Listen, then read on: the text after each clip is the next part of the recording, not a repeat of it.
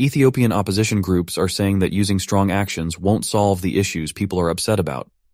6 of these groups got together to talk about how the Ethiopian government is fighting in the Amhara area. This has caused many regular people to die. The groups, like the Ethiopian People's Revolutionary Party and the All-Ethiopian Unity Party, are unhappy with the government for sending the army to stop the protests in the Amhara area. They believe the government should have talked and found solutions instead.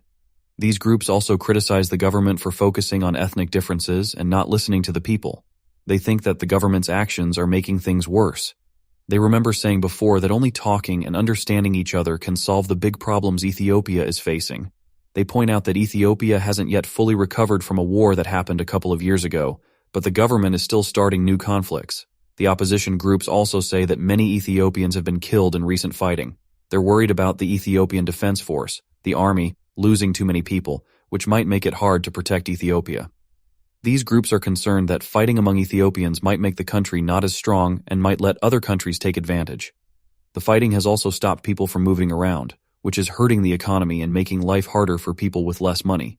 They also talk about protests happening in other parts of the country. The government's response to these protests is causing more problems.